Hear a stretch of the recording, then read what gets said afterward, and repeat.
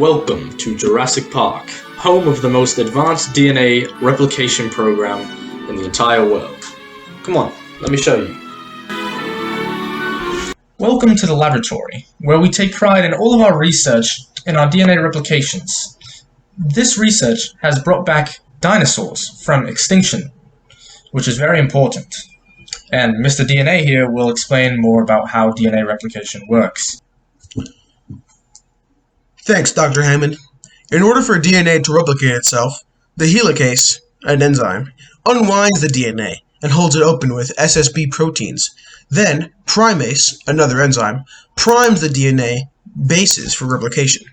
Then more enzymes, called DNA polymerase 1 and 3, copy complementary bases from both ends of the DNA.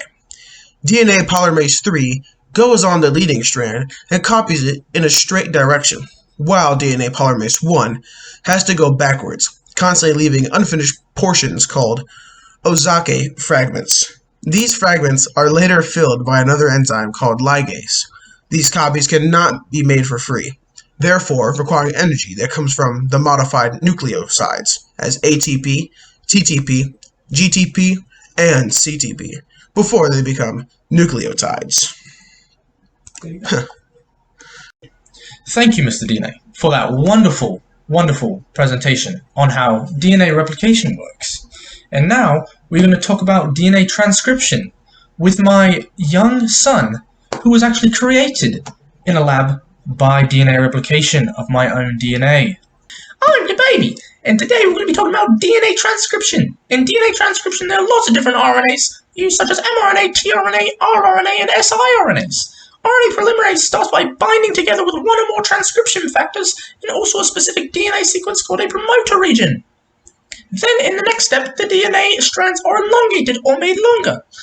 This happens when the bound RNA polymerase begins adding bases to the strand. Later, upstream of the bases is a stopping or termination sequence. After transcription is terminated, the mRNA will carry the genetic information into the cytoplasm, and tRNA will receive a GTP cap and a polyadenine tail to protect from degradation as it enters the cytoplasm. I'm killing myself.